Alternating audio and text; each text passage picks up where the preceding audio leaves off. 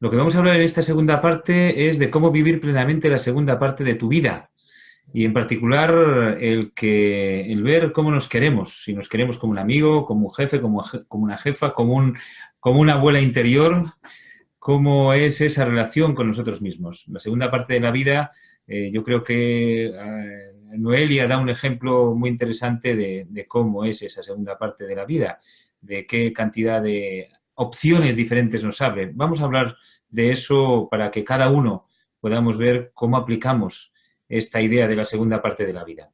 Bueno, en primer lugar, os preguntaría a todos los que estáis ahí, y si queréis, me respondéis en el chat lo que os sugiera, pero al menos pensarlo en esta pregunta. ¿Cuántos queréis? ¿Os queréis mucho? ¿Os queréis mucho? ¿Os queréis poco? De 0 a 10, ¿cuántos queréis? Piensa, es de 0 a 3, te quieres de 3 a 5, de 5 a 7, de 7 a 10. Venga, a ver si podéis poner algo en el chat. Me quiero 7, me quiero 7 sobre 10, 8,5 sobre 10, 3 sobre 10. A ver, ¿cómo os queréis? ¿Lo queréis poner?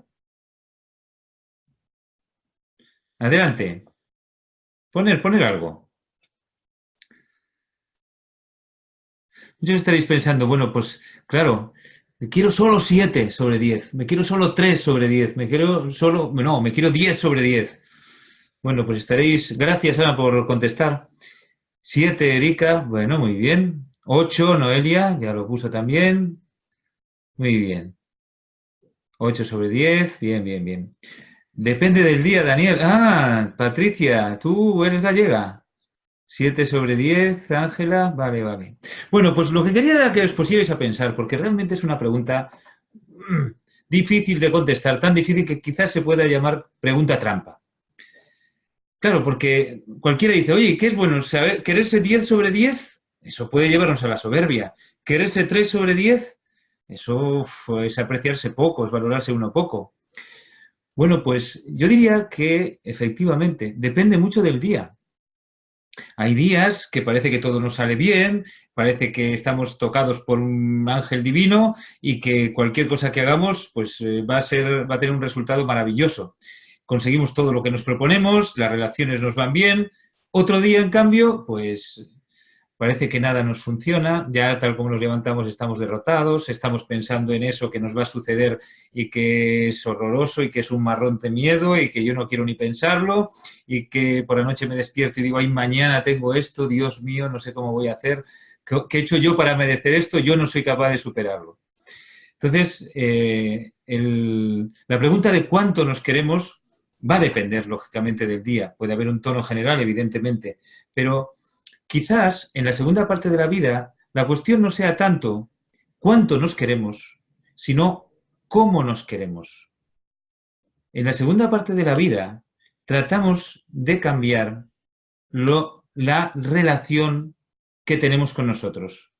Ya no es ese, esa autoestima que puede ser a veces ilusoria de querernos por encima de todo o de no valorarnos cuando las cosas no nos van bien. Es como una autoestima resultona, ¿no? En función de cómo me va, así me quiero. En esta segunda parte de la vida buscamos que haya una relación diferente, más intensa, más amplia, de mayor autoconocimiento, porque esta segunda parte de la vida consiste en que seamos capaces de gestionar ese mundo que es el que realmente vivimos. ¿Cuál es el mundo que realmente vivimos? ¿Es el que no, es aquello que nos sucede fuera? ¿O es cómo interpretamos lo que nos sucede fuera? En esta segunda parte de la vida te das cuenta de que lo que te ha sucedido hoy no ha sido lo que más ha importado. Lo que más ha importado es en qué has pensado hoy. Porque es posible que hayas pensado en cosas que ni siquiera te han sucedido hoy. Es posible que a lo largo del día hayas estado pensando en lo que sucedió ayer, lo que puede suceder mañana, lo que le está sucediendo a otra persona, cosas que no tienen que ver con lo que realmente está sucediendo a tu alrededor. Y cuando sucede algo a tu alrededor, pues sea que tienes un encuentro con alguien y esa persona te dice algo que no te gusta, Va a depender de cómo te lo tomas también. Va a depender de cómo lo interpretas. Va a depender de qué significa para ti. En la segunda parte de la vida te das cuenta de que el significado lo creas tú, tomando aquellos elementos externos que unas veces ayudan más y otras menos, pero que el significado se lo das tú. Y que gestionar ese mundo, que es el que realmente te afecta, que es el mundo interior, conocer cuáles son las trampas que te pones, las emociones que te hacen daño, por qué surgen esas emociones, qué cosas son las que hacen daño, qué heridas tienes, qué oportunidades tienes también, qué capacidades tienes. Todo eso que forma tu mundo interior es lo que te va a hacer feliz o desdichado, por encima de las cosas que te suceden fuera. Porque de hecho, muchas veces nos damos cuenta de que nos hemos estado preocupando por cosas de una importancia muy reducida, cosas que no tienen importancia. Y nos damos cuenta muchas veces cuando sucede algo que realmente tiene importancia. Una enfermedad, un fallecimiento, pues no sé, una separación, pues una circunstancia grave en el trabajo, lo que sea. Entonces nos damos cuenta, ¿cómo me podía estar preocupando de cosas de tan poca importancia? Ahora que me ha sucedido algo realmente peligroso, trascendente. Por tanto, en la segunda parte de la vida le prestas atención a tu mundo interior. A ser capaz de cuidar, como decía Voltaire, cuidar el jardín que tenemos dentro. Tratar de que esté bien, que las emociones, que esa vida salvaje de las emociones que explico yo a veces, pues esté bien acotada, no se desmande. Y a tratar de saber qué cosas me influyen negativamente, positivamente, y a impulsar las positivas y tener bajo control las negativas. Conocerme y también valorarme. Valorarme, pero no porque haya sacado un buen resultado, no porque haya conseguido mi objetivo, no porque haya aprobado un examen, sino porque me valoro por existir. Me quiero no como no en función de lo que haga, de lo que consiga. Me quiero porque voy a estar conmigo toda la vida y porque soy una persona valiosa igual que cualquier otra. Y que yo tengo derecho de enfadarme también de que me salgan mal las cosas, porque soy una persona como cualquier otra. Igual que yo a un amigo le calmaría, le ayudaría, me puedo también ayudar a mí mismo a calmarme, a comprenderme, a aceptarme y a comprender que tengo debilidades también. Por lo tanto, y hoy lo que voy a tratar de explicar es cómo podemos hacer esa relación con nosotros mismos que nos resulte, que nos permita avanzar en esta segunda parte de la vida en la búsqueda de la felicidad.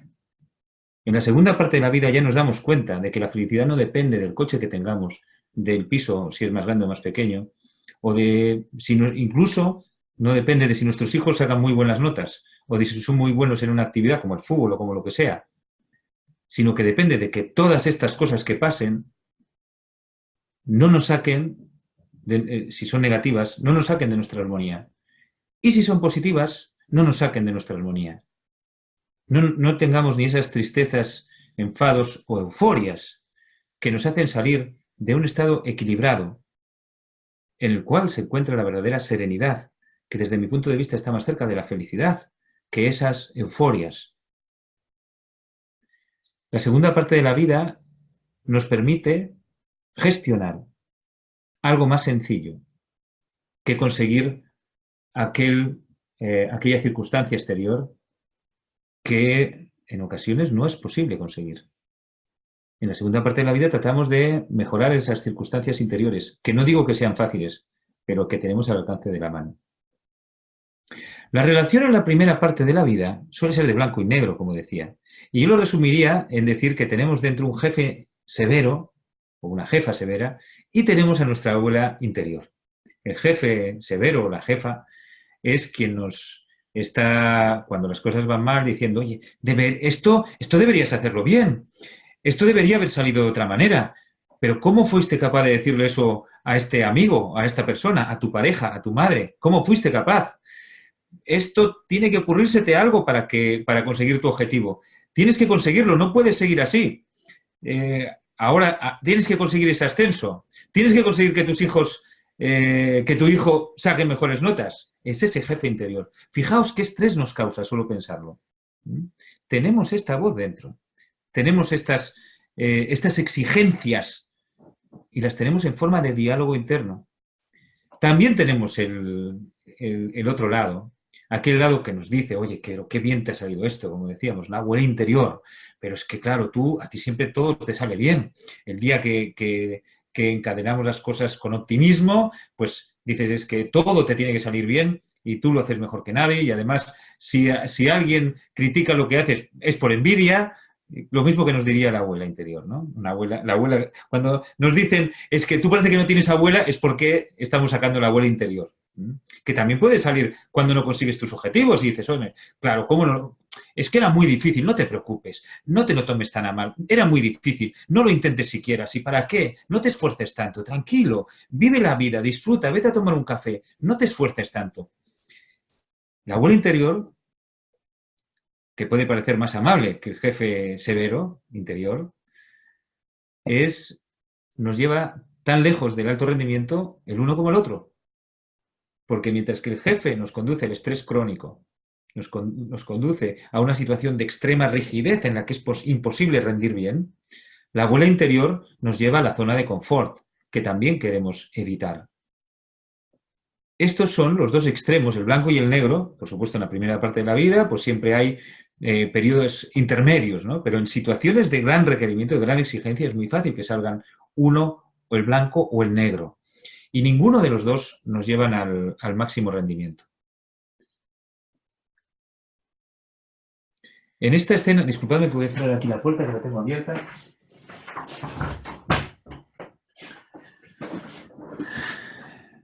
En una escena que pongo a veces en este tipo de conferencias en vídeo, en el que están hablando Woody Allen con la chica que se quiere ligar, poner un ejemplo muy claro, ¿no? En el que Woody Allen tiene un diálogo interno que le está diciendo, venga, dile que es muy guapa. Y él dice, pero ¿cómo se lo voy a decir? ¿Cómo responderá? No, pero dile que hoy está muy atractiva. Ay, no, que no me atrevo. Pero, mira, ¿por qué no te acercas un poquito más? Uy, pero si me acerco más, a ver, me pongo muy nervioso.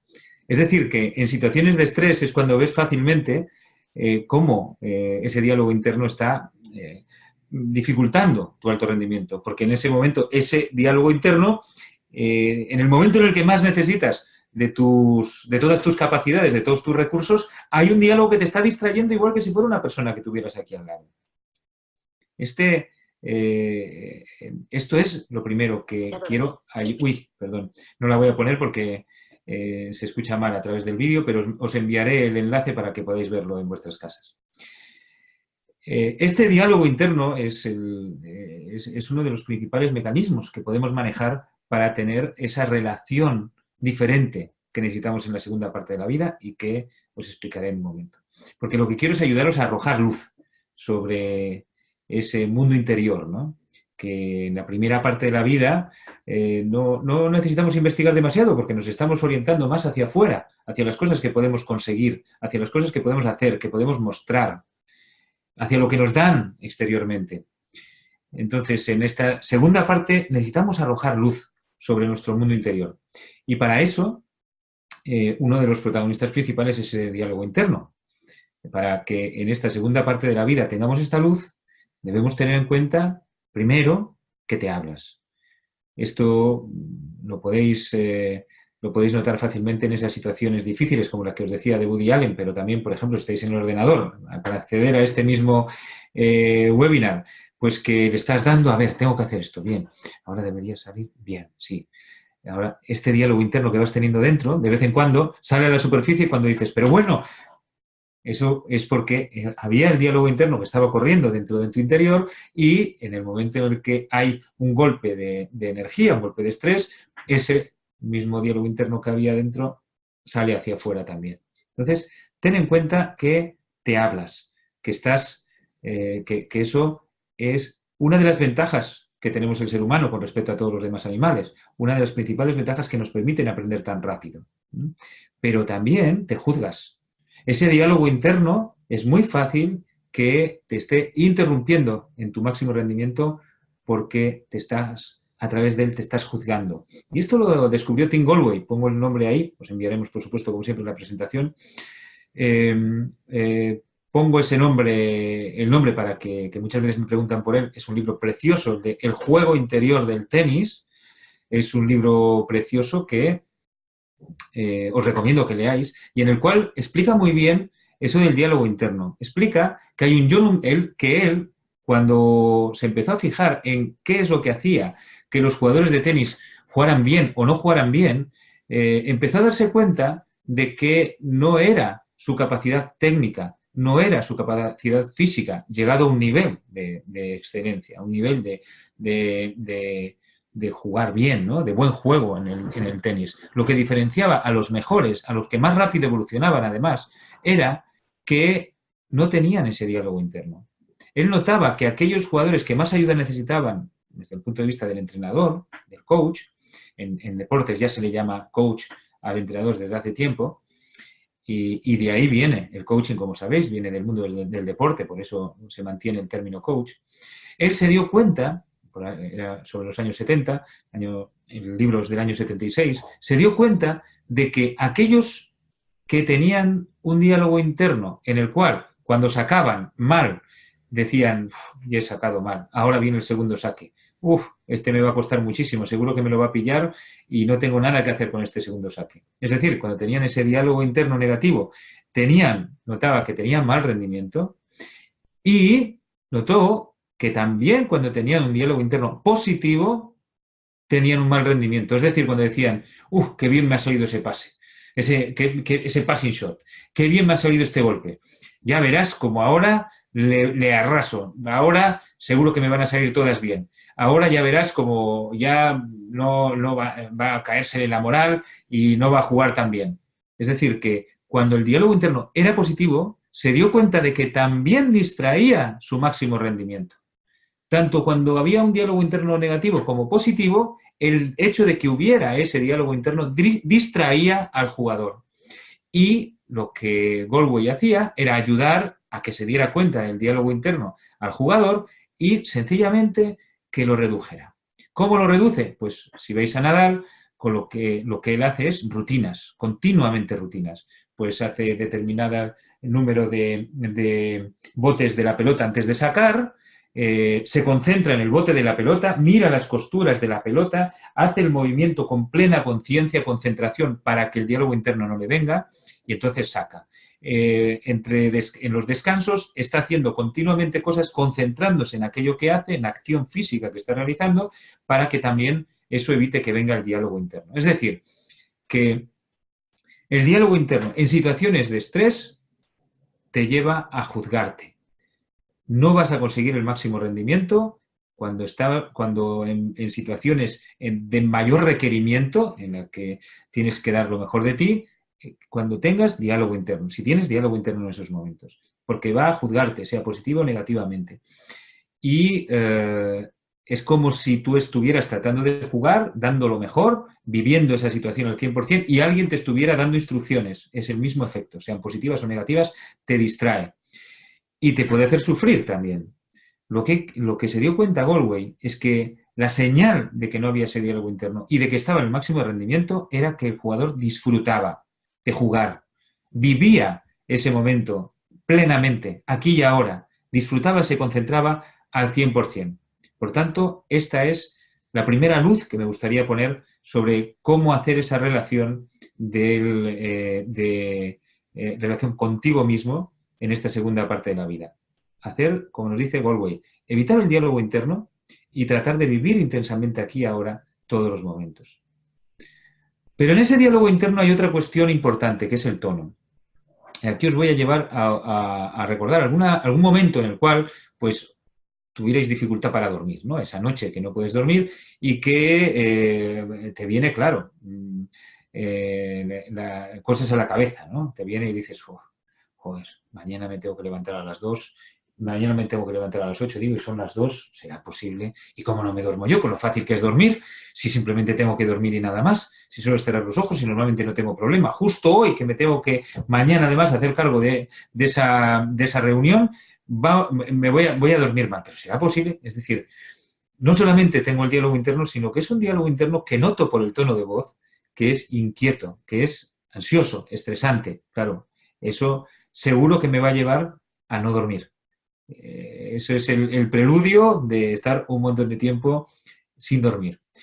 Este diálogo interno que os llevo a ese momento, porque es más claro, todavía más claro, de ver cómo el tono te está afectando, igual que si alguien de fuera te estuviera hablando con ese mismo tono, eso nos pasa en el día a día. Yo cuando empecé a descubrir estas cosas, cuando empecé a trabajar con programación neurolingüística hace ya unos cuantos años, recuerdo perfectamente cómo me di cuenta de que cuando había un proyecto que, en particular me acuerdo, un proyecto que nos estaba, bueno, pues era un proyecto muy intenso, que requería de nuestra atención, que era un objetivo muy ambicioso y que, bueno, pues estábamos un equipo de personas haciéndolo y no encontrábamos la forma, pues yo notaba ese diálogo interno. Noté que ese diálogo interno era severo, era exigente, era un diálogo interno en el que yo me decía, tienes que conseguir ese objetivo, tienes que conseguir ese objetivo. Lo notaba, lo escuchaba y al fijarme me venía con este tono. Tienes que conseguir ese objetivo. ¿Cómo no se te va a ocurrir algo? Eh, ¿Cómo has podido cometer ese fallo? Me venía un diálogo interno con un tono de gran exigencia. Y lo digo porque es posible que te ocurra también en algunas situaciones. Cuando notes que te estás estresando, fíjate en qué diálogo interno tienes. Porque la propuesta precisamente que se hace para poder arrojar esta primera luz, la propuesta que se hace es escucharte. Ya que hay un diálogo interno que te está condicionando, ¿por qué no te escuchas? Eso era justo lo que hacía Galway. Galway no les decía para empezar, deshaceros del diálogo interno, no, lo primero era escucharlo, lo primero era saber que está ahí, conocerlo, conocer el tono también, porque en el momento que te das cuenta de que está, puedes elegir si quieres continuar con él o no. Y esto se ve muy fácilmente, lo puedes hacer la próxima vez que quieras conciliar el sueño y sea ese día que no estás conciliándolo tan rápido como deseas, fíjate bien primero en el diálogo interno. No lo trates de parar, no trates de reprimirlo porque si no te vas a enfadar por estar... por estar perdiendo el tiempo con el diálogo interno. Tu diálogo interno te está distrayendo y tú te enfadas con el diálogo interno, entonces añades ruido y eso no funciona. Y es lo que además habitualmente hacemos. Entonces la cuestión es decir, escúchalo, presta la atención y fíjate en el tono. Porque claro, cuando le descubres, es como cuando descubres a un espía. Ese espía empieza a sentirse espiado y empieza a ver que no está actuando con total impunidad, sino que le han descubierto. Y a continuación puedes pensar, bueno, pues estas son las cosas que me estoy diciendo, fíjate, ¿no? ¿Qué cosas me estoy diciendo? Y a continuación puedes tratar de dirigir, desviar, como quien desvía un río, no lo paras el río, sino que lo desvías, tratando de cambiar el tono, que fue exactamente lo que hice también cuando descubrí cómo me hablaba a mí mismo con ese lenguaje tan severo en aquel proyecto. Que cuando estás durmiendo puedes decir, bueno, veo que quiero dormir, veo que en este momento no soy capaz de dormir, veo que me estoy requiriendo dormir. Y igual que cuando una madre le habla a un niño, te lo puedes decir, es bueno que quieras dormir, es bueno también que tengas interés en que las cosas de mañana salgan bien. Mañana tratarás de que las cosas salgan bien. Mañana harás todo lo posible porque las cosas salgan bien. Hoy puedes dedicarte cuando quieras a dejar que venga el sueño, a relajarte todo lo que quieras, porque es exactamente lo que ahora puedes hacer. Tienes toda la libertad del mundo para reposar, descansar, estirarte, relajarte. Es decir, si hay un diálogo interno, se trata de reconvertirlo, poniendo el tono que tú deseas ponerte y las palabras que tú deseas ponerte. Y verás que si haces esa reconducción, lo que hará es sustituir el diálogo interno. Es como que tienes que escucharlo primero para poder no enfrentarte con él, sino desviarlo. ¿Mm? Y te he puesto el ejemplo de dormir porque es más evidente, pero esto mismo podemos hacer en el día a día. Lo mismo. El diálogo interno realmente es como una especie de autohipnosis natural que nos hacemos. Por tanto, si somos capaces de identificarlo y desviarlo, manejarlo, vamos a afectar directamente a conseguir nuestro mejor rendimiento. Por tanto, esa es la primera clave que os quiero dar. Ya que tenemos el diálogo interno, ¿por qué no te escuchas? Y además, te propongo que te escuches como ese amigo. Como tú escuchas a ese amigo y como ese amigo te escucha a ti. Ese amigo quiere decir ese amigo al que quieres modelar para que tener esa misma amistad tú contigo mismo. Esa relación que tienes con ese amigo o amiga que tanto aprecias y que tenéis esas conversaciones ideales, ¿no? Ese amigo, porque tenemos amigos de todo tipo, ¿verdad? Pero me refiero a ese amigo o amiga con quien tenemos esas conversaciones que, que si duran una hora parece que han sido 5 minutos y si duran 5 minutos parece que han sido una hora. El tiempo no tiene nada que ver. Ese tipo de relación en la que esa persona te aprecia por lo que eres, no te juzga de si lo has hecho bien, si lo has hecho mal, si lo haría de una manera o lo haría de otra. Esa persona lo que quiere es meterse en tu mundo, es que tú le sigas contando cómo es tu mundo. Esa persona aprecia tu mundo y tú cuando le escuchas aprecias el mundo de esa persona. Aprecias, perdón, la forma de ver el mundo que tiene esa persona. La filosofía de vida de esa persona es lo que te gusta, independientemente de que unas veces le salgan bien o mal las cosas. Fíjate qué pasaría si tú te escuchas a ti mismo de esa manera y te aprecias de esa manera también. Independientemente de lo que suceda, oye, sale bien, sale mal, sale mal. Pero ¿por qué va a cambiar la relación conmigo mismo? ¿Por qué va a cambiar la autoestima? La autoestima muchas veces está eh, sesgada por los resultados que tengamos en cada momento. Y ahí la pregunta que os hacía al principio. En esta segunda parte de la vida necesitamos otro tipo de relación, una relación de amistad, no de jefe, ni de amiga, perdón, ni de amiga, ni de abuela, sino de amiga, de amistad. ¿Y cuáles son las ventajas de escucharnos de esa manera? En primer lugar, vamos a tener mucha información por todo lo que os he explicado hasta ahora, ¿verdad? Pero eso no va a ser lo más importante, porque ya seguro que estabas intuyendo que esa conversación que tienes con ese amigo o amiga, con ese tipo de amistad, no solamente en ese momento consigues comprender muy bien a la otra persona, sino que la otra persona se sienta comprendida. Y fíjate que es diferente. Porque cuando te sientes comprendido, independientemente de cuánto comprenda la persona de ti, pero tú, la sensación subjetiva, es que esa persona te comprende.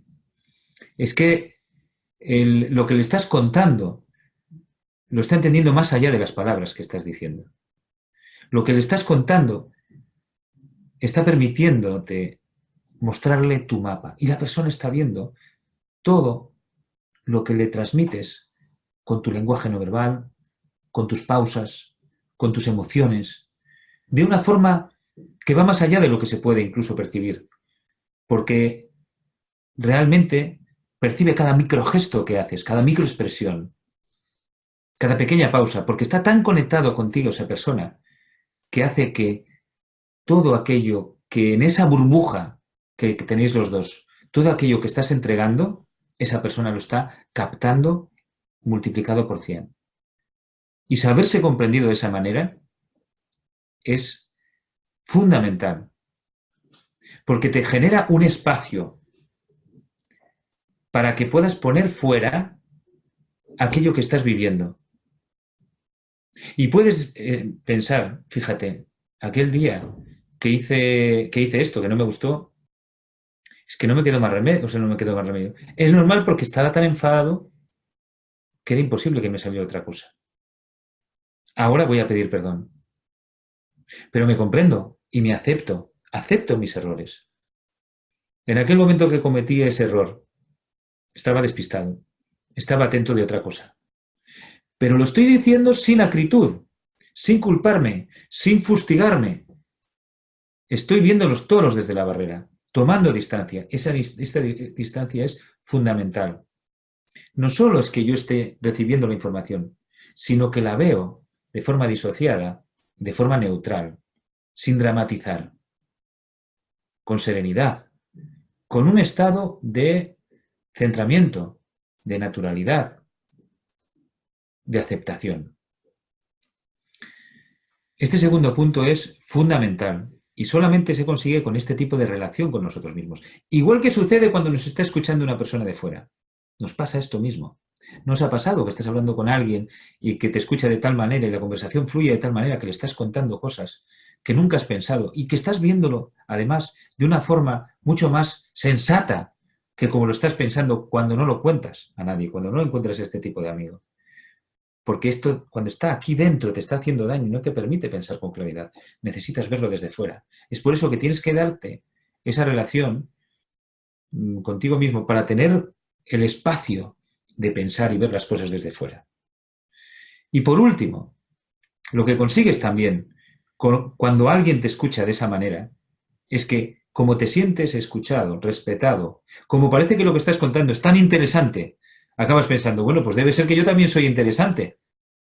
Y de hecho estoy contando todo esto, puedes pensar, y claro, me doy cuenta de que es muy interesante lo que estoy contando y que además lo estoy contando, explicando de una manera sensata, porque te explicas mucho mejor con este tipo de amistad, con este tipo de persona. Por tanto, esto hace que aumente tu autoestima, pero una autoestima sólida, una autoestima de verdad, basada no en cómo han salido las cosas, sino en tu capacidad de ver las cosas. Sino, esta autoestima está basada en tu capacidad de cambiar cosas que parecían dramáticas y difíciles. Y además, como te ves igual que ese amigo, encuentras que igual que en ese amigo encuentras algo muy valioso, que encuentras que es una persona muy valiosa porque le estás conociendo y comprendiendo bien, cuando te conoces y te comprendes bien a ti mismo, te das cuenta de que eres una persona valiosa también. Y eso aumenta tu autoestima de una forma sólida, independientemente de los resultados, sino por tu capacidad de ver las cosas, tu sabiduría al final. Por tanto, escucharte como ese amigo es el punto central desde mi punto de vista. Hay otros dos puntos que quiero pasar más rápido porque no quiero que tampoco os lleve excesivamente, o sea, se alargue excesivamente esta conferencia, pero que también son muy importantes y que no podemos dejar únicamente esa primera luz de escucharnos como un amigo, sino que necesitamos combinarla con algo que ya también estáis seguramente suponiendo. Lo primero, es difícil poder obtener la felicidad en parado, en una estabilidad como si fuera un lago. Necesitamos la estabilidad del río, necesitamos la estabilidad de estar en el camino. Esa es la que nos da de verdad la felicidad. Elegir un camino. Fíjate, el que hace el Camino de Santiago se siente muy bien. Eso, pues, es como antes decían los de la mili, ¿no? Que decían, joder, la mili fue maravilloso y tal, y todo el mundo hablaba bien de la mili. Ahora hay algo que no sé si era tan fácil o tan difícil como la mili, pero que cuesta mucho, porque son 20 kilómetros, caminar 20 kilómetros cada día, dormir en albergues que a veces se duerme más, otras menos, y con gente que ronca al lado y con lo que te toque, ¿no? Es decir, es realmente duro, pero todo el mundo disfruta del Camino de Santiago. ¿Y cuál es tu camino?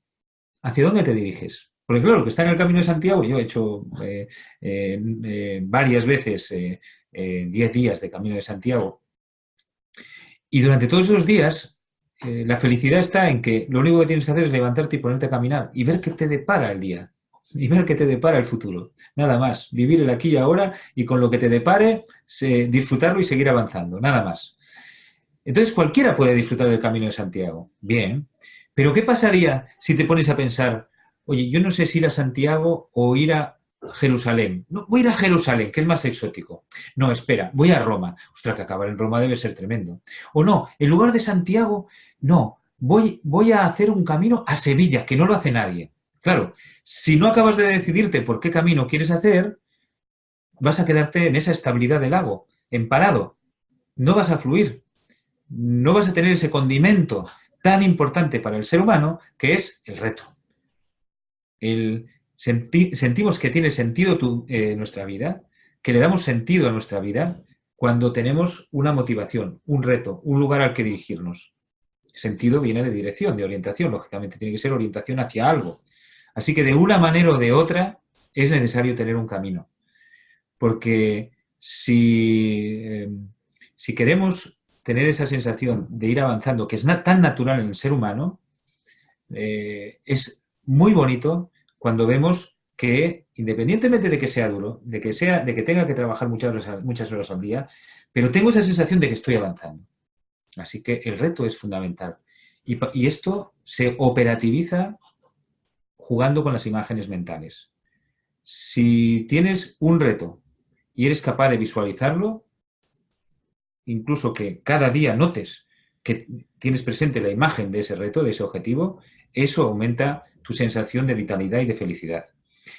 Incluso de una forma más operativa, más sencilla, si tú tienes una relación que no va como tú quieres, no pienses, no quiero tener esta relación, no quiero tener este tipo de relación, no quiero relacionarme de esta manera, no quiero enfadarme, no quiero tener conversaciones de irritación, de irritabilidad, no quiero tener situaciones estresantes con esta persona. Si piensas así, lo más normal es que se reproduzcan, porque la mente reproduce aquello que le es habitual, aquello que le es familiar. Al contrario, si lo que te planteas es la imagen de qué es lo que quieres en vez de esto, la imagen de qué es lo que deseas que ocurra en vez de esto, inconscientemente vas a hacer las acciones necesarias para llegar a esa imagen. Vale, no quieres una relación, unas situaciones estresantes con esa persona. ¿Qué relación quieres en vez de esa? ¿Cómo es ese nuevo tipo de relación que quieres? Porque de alguna manera algo habrás visto, que ha habido momentos en los que tenéis una buena relación.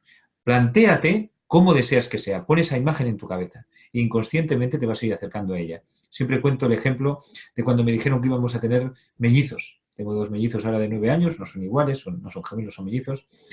Y cuando supe que los iba a ver, de repente, y bueno, empezamos a pensar, oye, pues habrá que pensar en una silla gemelar. ¿Qué tipo de sillas gemelares necesitamos? Y yo, ¿qué es una silla gemelar? Pues hombre, ¿cómo que es una silla gemelar? Pues que son tiene 2 espacios para poder llevar a gemelos. Ah, nunca lo había pensado. Qué bien, claro, tenemos que comprar una. Pero el caso es que empecé a andar por Santiago, empecé a caminar y se me aparecían sillas gemelares por todos los lados.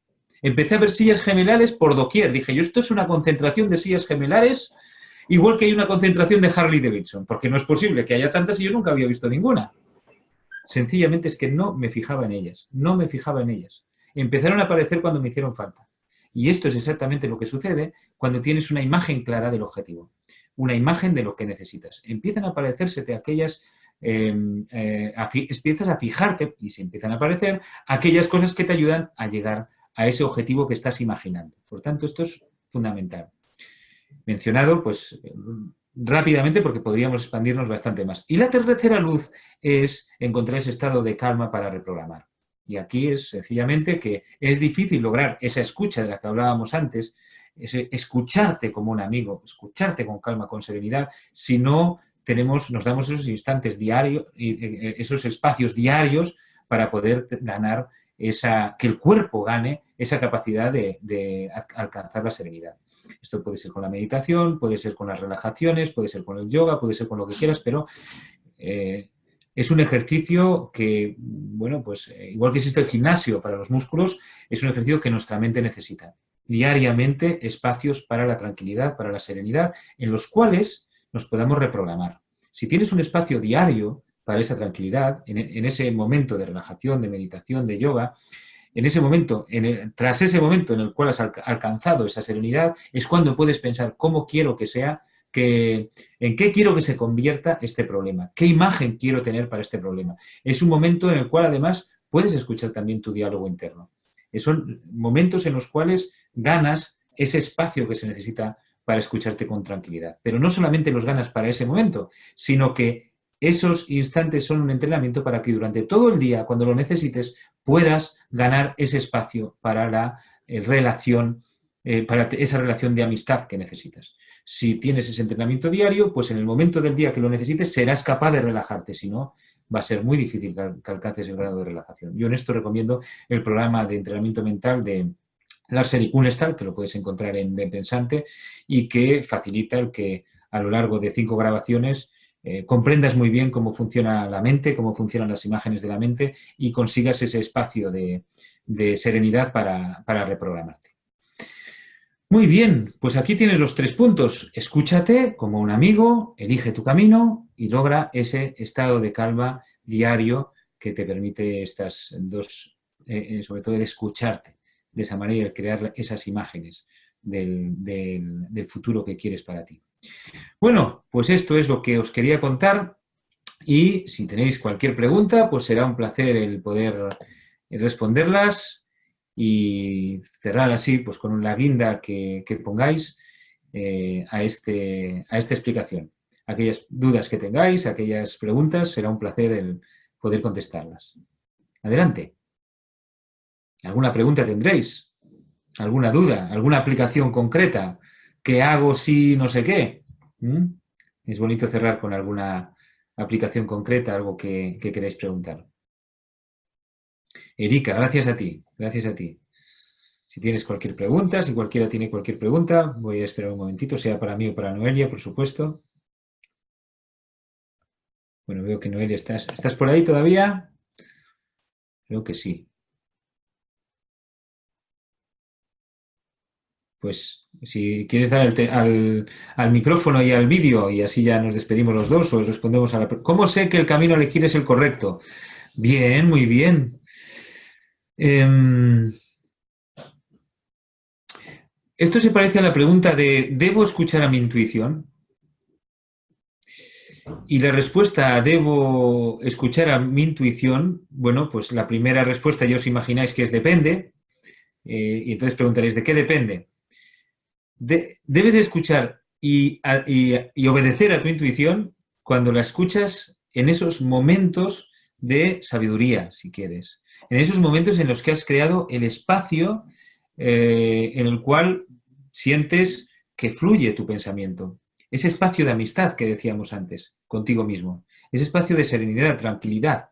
Ese espacio en el que notas que estás conectado con todas tus capacidades, en que no están arrastrándote las emociones, sino que hay una emoción de alta vibración, que es la de la serenidad, la de la alegría a otro nivel, la de, bueno, la bondad, le llamo yo, ¿no? La sensación llamada hogar, esa sensación tan agradable de relajación activa, de que estás pensando con claridad.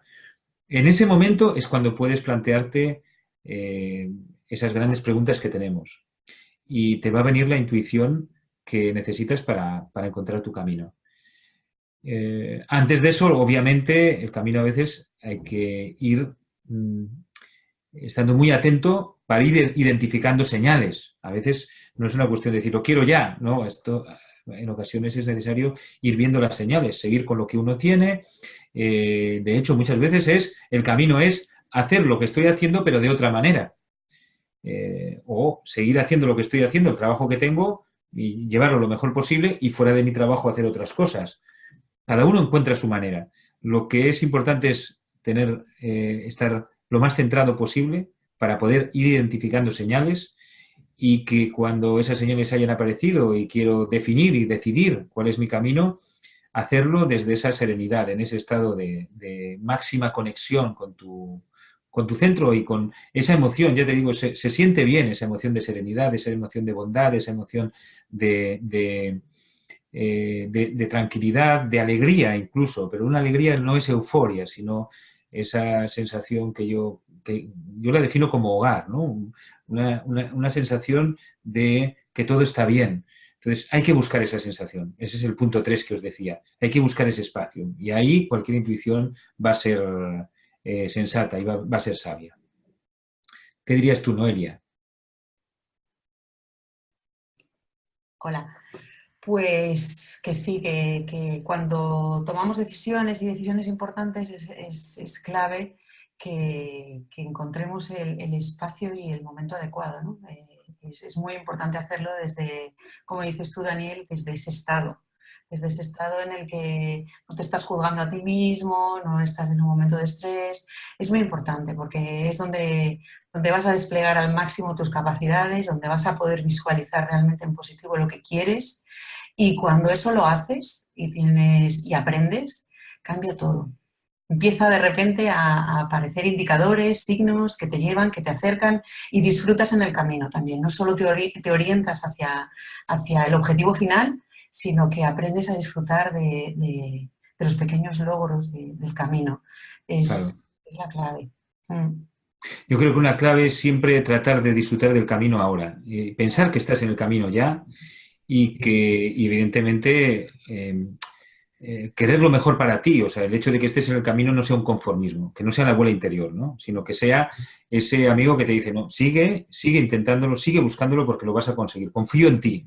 No es como si te estuvieras diciendo, confío en ti, no te preocupes, todo está bien, sigue mirando, sigue buscando, busca lo máximo porque te lo mereces, pero búscalo con esa serenidad. No, hacer lo máximo que puedas, pero hacer lo máximo que puedas no es quemarte, no es desgastar energía, no, no, no. Si notas que desgastas energía, ya no estás haciendo lo máximo que puedes. Ya estás en una versión devaluada de ti mismo. Y pedirnos ese máximo que nosotros podemos es lo mismo que pedirnos disfrutar, porque disfrutas realmente cuando estás en esa máxima expresión. Por tanto, no es tratar de cuidarnos en exceso como para que no nos propongamos grandes cosas, no, propongámonos cualquier cosa, pero que eso no nos saque que no nos exija y no nos desgaste energía, sino que saque nuestra ilusión y saque todas nuestras capacidades. Eso es lo que deseamos.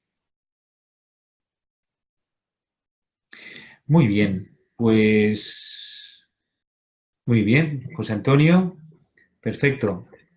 Veo que estás en pleno cambio vital, pues fantástico.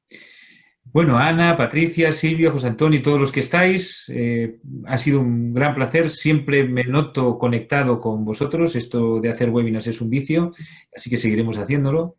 Y, por supuesto, invitamos a Noelia a continuar así, poniendo encima de la mesa ideas tan inspiradoras y su alegría maravillosa, que le deseamos todo lo mejor en ese camino que es tan bueno para ella y para todos los demás, para todas las personas que se acercan a ella. Muchas gracias. Seguiremos conectados seguro. Un Muy abrazo. bien. Bueno, gracias a todos. Hasta luego.